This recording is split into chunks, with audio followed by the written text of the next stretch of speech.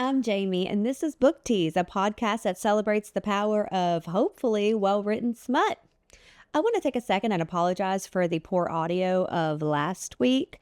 Um, I'm still learning my mic settings. I'm still working on it, so just bear with me. It will get better. I promise. I promise it'll get better. Just bear with me. The theme of February is love, all about love. And I didn't want to just stick with one type of love because there's not. There's not just one type of love that fits every person in this world. Everyone likes something different. And so the first type of love we're going to dive into is obsessive love. Maybe it's one of the more toxic types, but I'm not yucking anyone's yum, honey. You like what you like, and I love it for you. So the toxic, obsessive love we're going to dive into is Heartless Beloved by Lola King. And this is book 2 in the North Shore stories. As always, this podcast contains spoilers. So if you haven't read the book yet and you don't want to be spoiled, then shut me off and go read the book and then come back. Because once you read the book, you're going to want to talk about it. Full confession, I read this book months ago. And it's one of those books that kind of have stuck with me, that I think about occasionally, that I find myself recommending, even though the first time I read it, I was like, what the fuck is going on? And what is this relationship? I even, after the first chapter, I put the book down for like 2 months because I don't have many triggers. I really don't, but I have 2 triggers. So I can pretty much handle anything except if a kid is involved or if there's essay. I'm not into that. I mean, I think consent's important, and I'm even okay with consensual, non-consensual, because it starts with consent. I'm consenting that you can, be rough or whatever. But if she doesn't go into it with consent, or he doesn't go into it with consent, it kind of takes it away from me. It makes me feel icky, and I don't like feeling icky. I'm not reading to feel icky. So there is some essay in the first chapter, and it's on the page. It's enough that I was kind of triggered a bit. And so I was like, I'm putting this book down. I don't know. I don't think I'm going to finish it. But I kept hearing so many good things about the book and so many fun things about the book that I did something I very rarely do.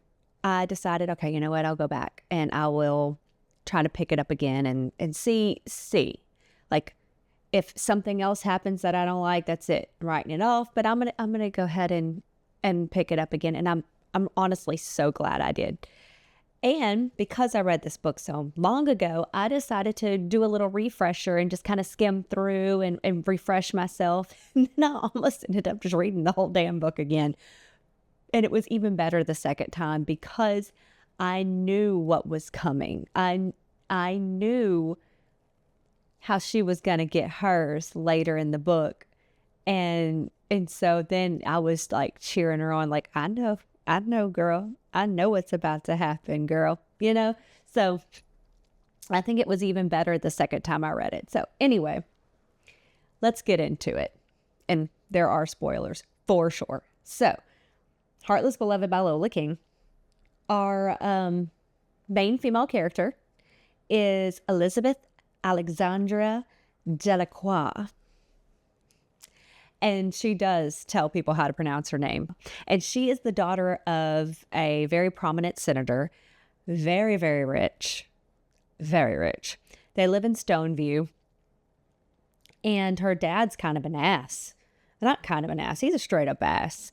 Like, she's valedictorian. She's like a badass cheerleader. Like, she's won championships or whatever. Like, she's an athlete. She's like incredibly intelligent, and he still finds ways to insult her and to just make her feel less than, and to tell her she's dumb, or just just yucky things. He's just not a nice guy. And he also makes her wear a tracker. Hello? Controlling much? Why are you making your daughter wear a tracker constantly? What is wrong with you, sir? And you're not showing her out of love. So you can't say it's out of love and concern. You're just wanting to be in a controlling ass. So not a fan of her dad. Putting that out there right now. The book opens with her getting kidnapped in the middle of the night on Valentine's Day. She's getting kidnapped by these rough guys. They're scary. They're making comments because she's wearing a nightie, and, you know, they're being crude, and they drag her off to some dirty warehouse where they lock her up, and they're trying to get ransom from her dad. So that's how the book begins. And during the course of this, like, her dad's like, I'm not giving money. I'm not, you know, whatever. Her dad taught her to say if she was ever kidnapped that we do not negotiate with terrorists. So he doesn't negotiate with terrorists, even for the safety of his little girl. They're threatening to kill her. They're threatening to rape her, all kinds of stuff. And yeah.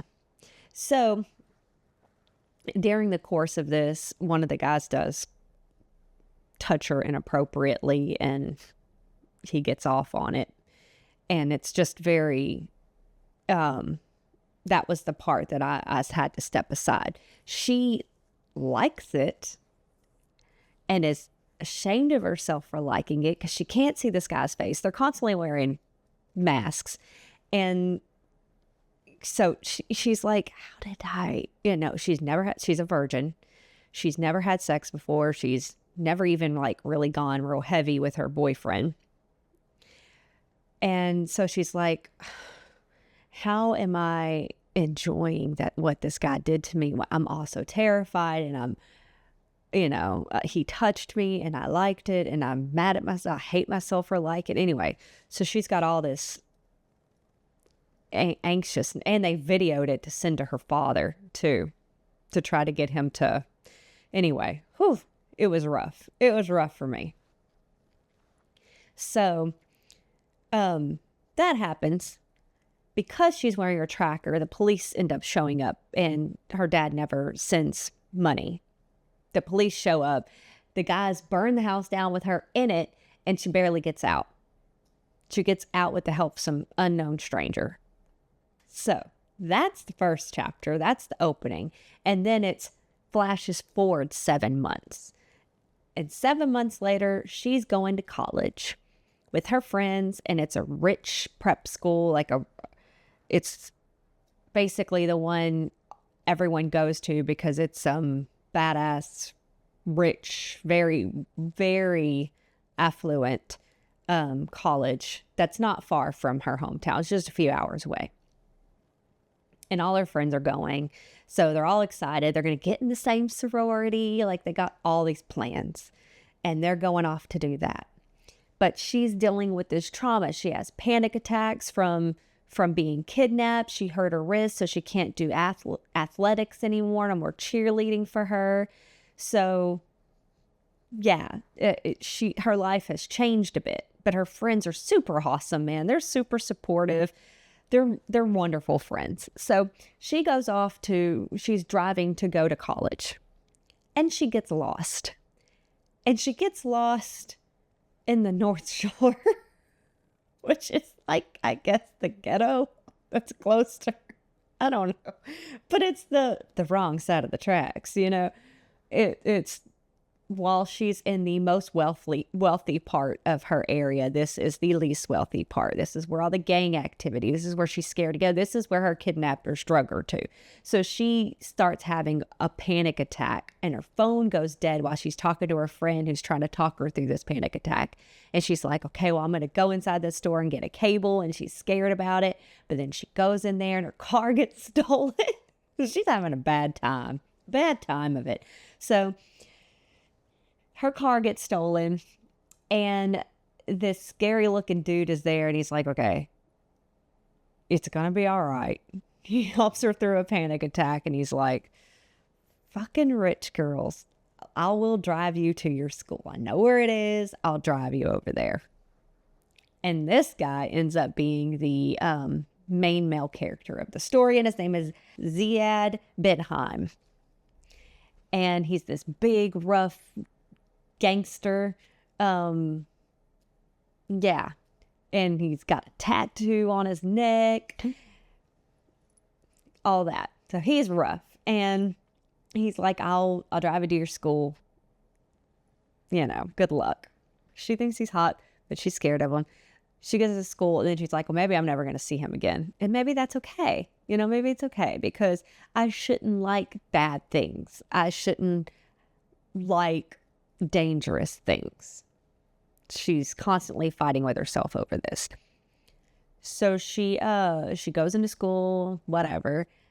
Then we follow Ziad and he goes and he meets with his family. And it turns out his family are the primary leaders of this gang called the North Shore Crew.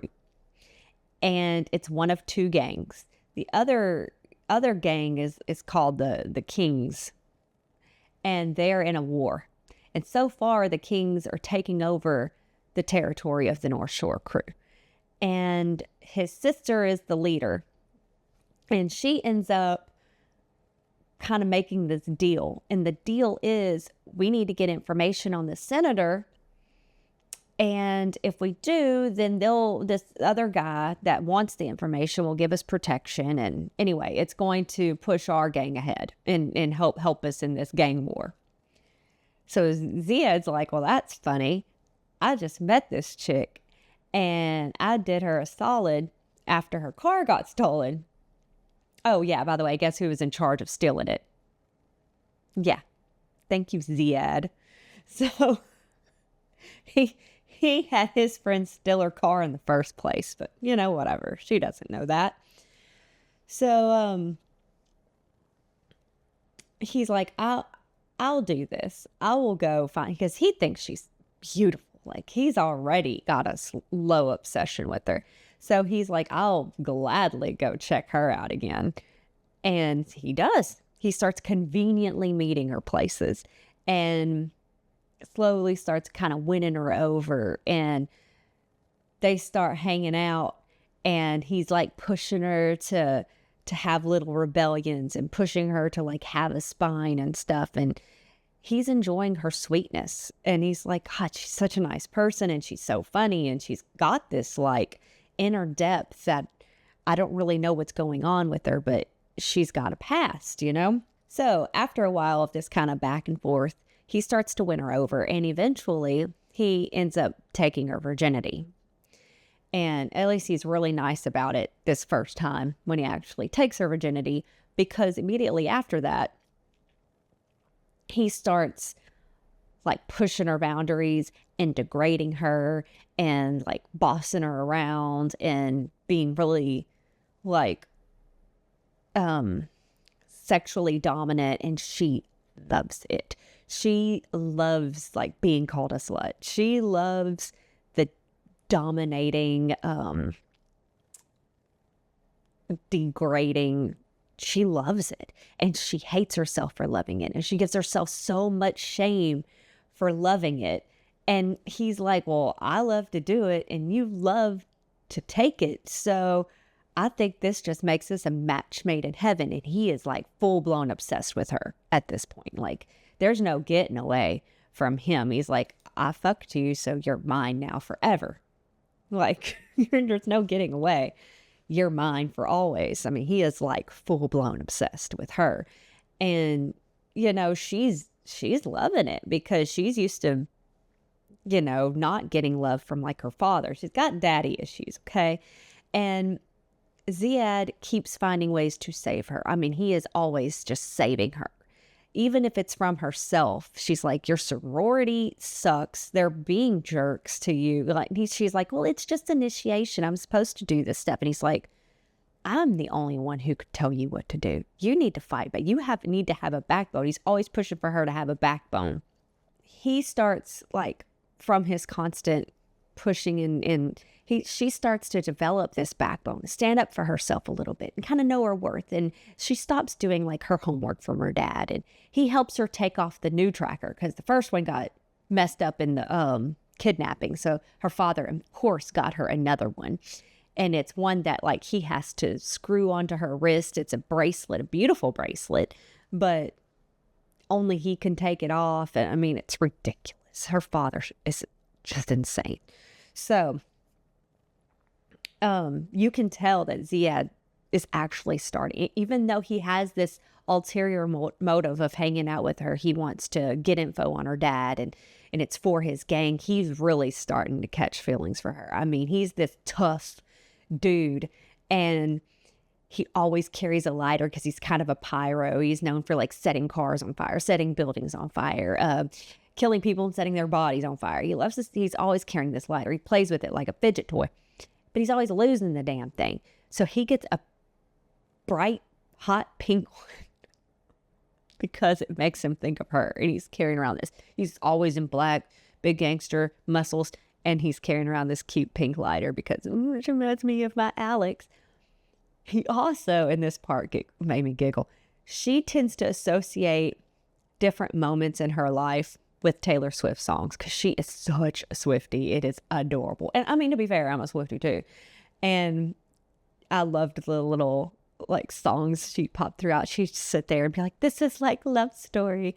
Or there'd be another moment and she's like, I'm on that vigilante shit. So he starts listening to Taylor Swift in his car and he's getting shit from people and he's like, my car, like it's great.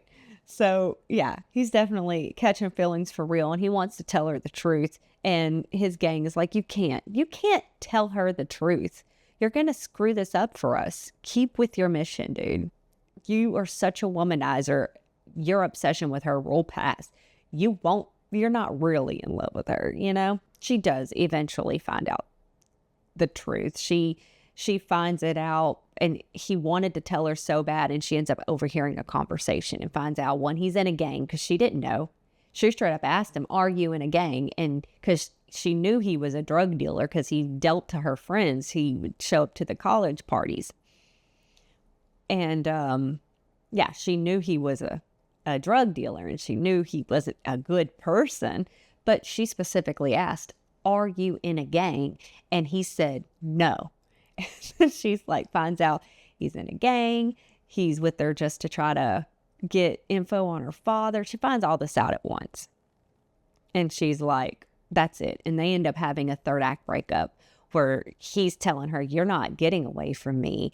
We're not broken up. And she's like, no, I told you I could take anything you gave me, any degradation, anything. I can handle it, but don't break my heart. And you broke my heart. So that was my line. That was my one line. And you crossed it, man. So I'm done. I'm done.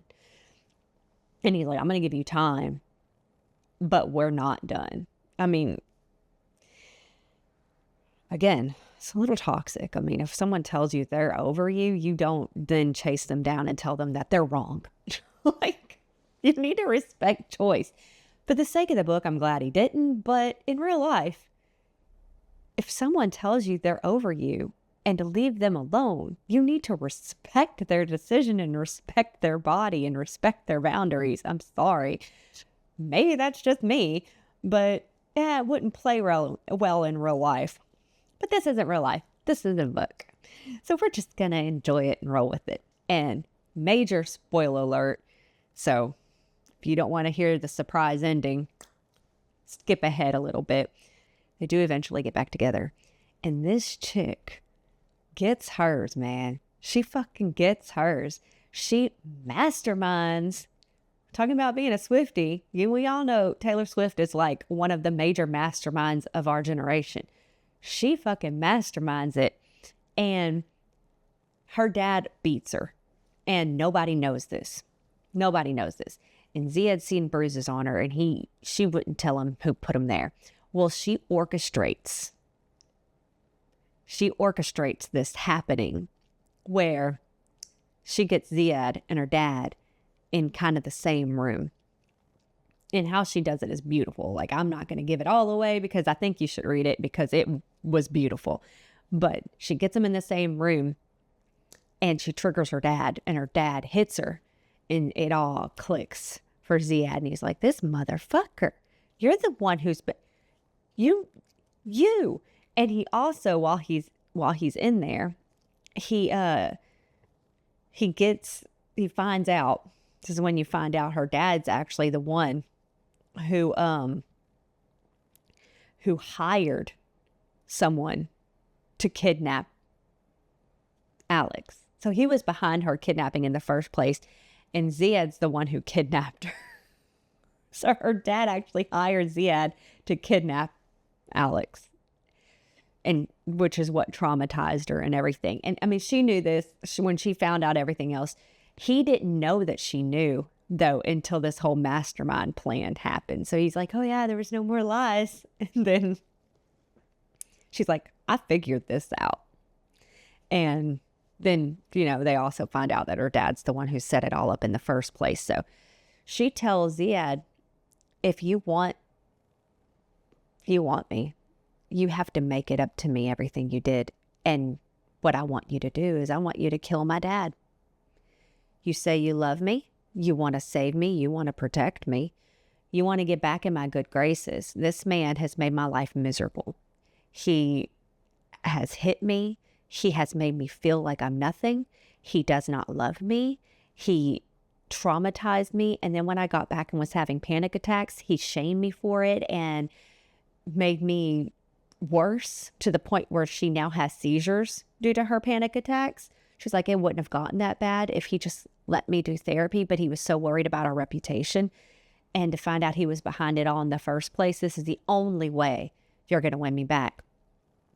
And his gang friend is like, no, you can't kill a senator, dude. Do you know how fucked you'd be? You would be in so much trouble. And he goes, Alex, you didn't have to orchestrate all this. All you had to do was ask me. I'm going to do anything for you. And bam, he kills her dad. And I was like, oh.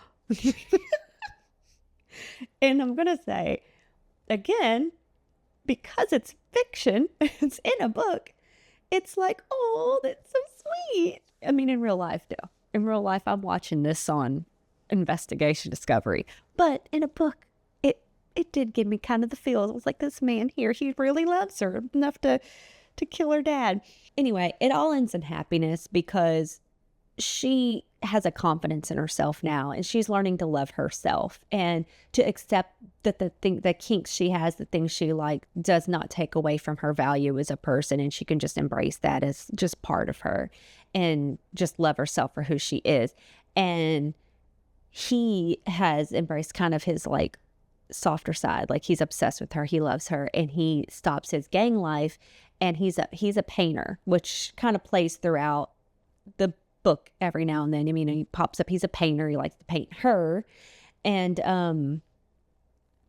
her mother was an artist, so she has connections in the art world, and so she kind of makes a connection for him, and he ends up getting a gallery showing and all this stuff. So that's how, it kind of, they better each other and their love for each other, even though it's obsessive and it's dark and it's got all these threads of toxicity, it ends up strengthening and making each other better people. They're better together, and ends up being absolutely beautiful and so sweet. Spice level is a 4.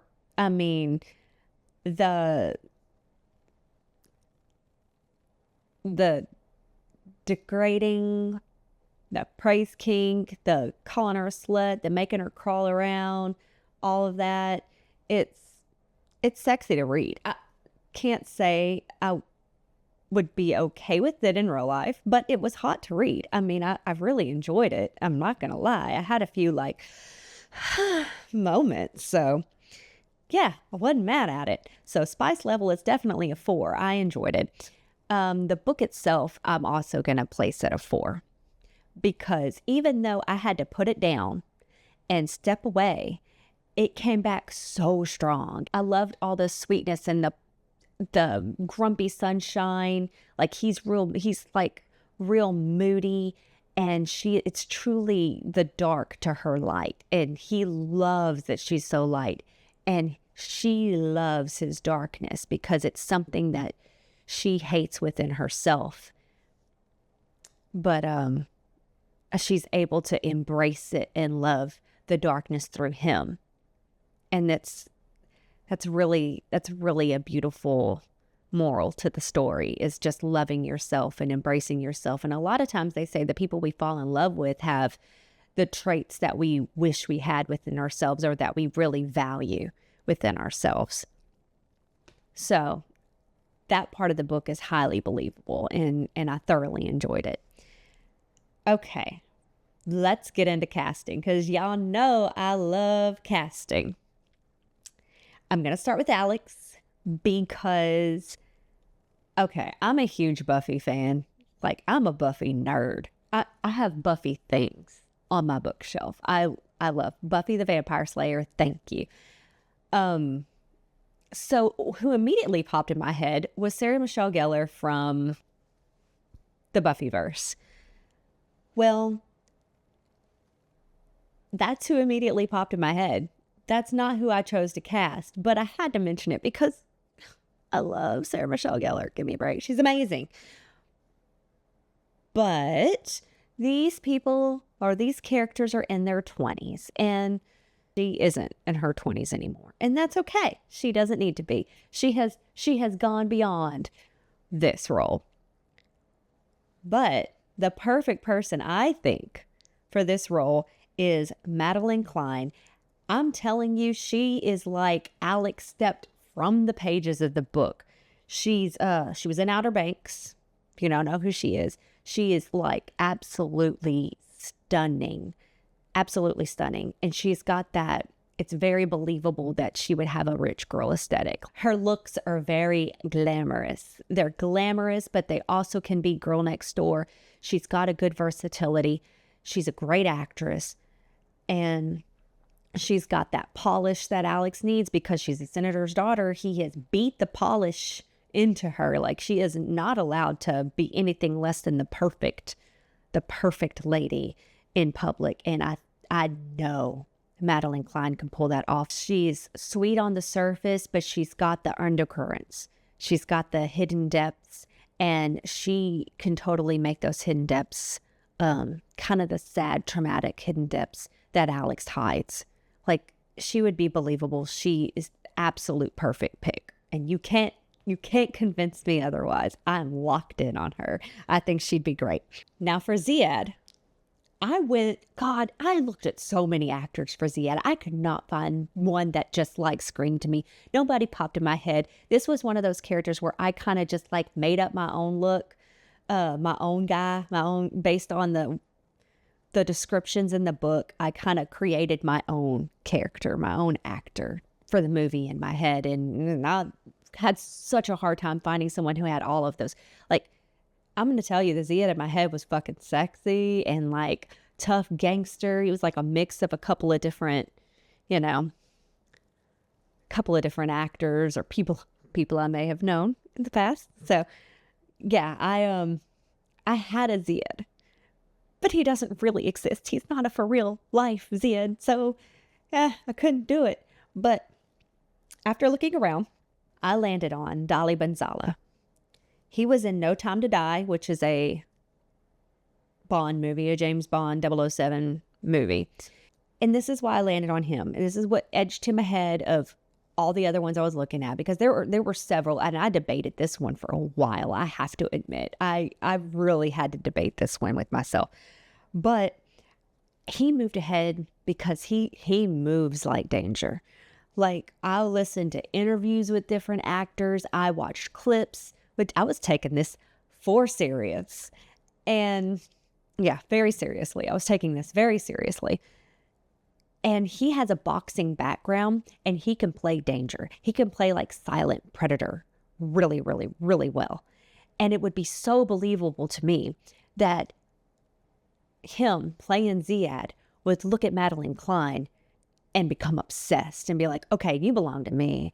And he's got that predator danger like thing he can get down where, yeah, once he decides that this is mine, he'd have no problem going for it. I mean, I just get that vibe. I think he would kill playing Ziad, especially with his boxing background. And yeah, I'm rambling a bit, but I think he has the acting range to play a bad boy for sure. I think he can pull that off, and I would be here to see it because he's a very handsome man. Okay, let's move on to quotes because, y'all, I've got some good ones. I've got some good quotes this time. This is Ziad. So why is it that all I want to do is wrap you up in my arms and protect the fuck out of you? So the only person who can hurt you is me. Well, that kind of shows the tone of their relationship.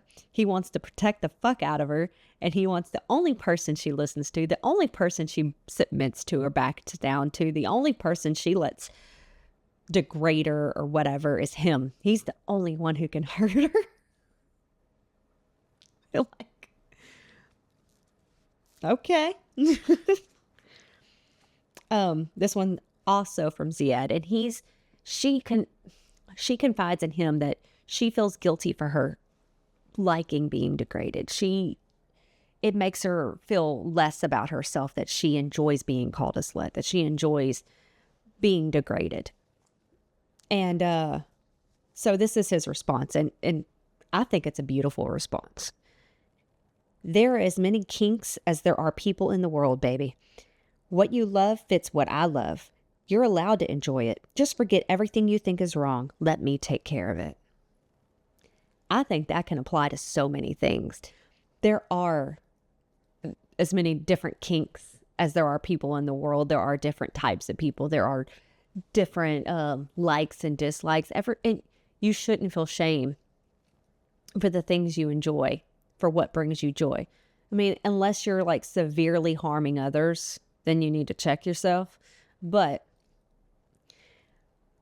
the majority is like me. I like smutty books. They make me happy. I have a good time with them.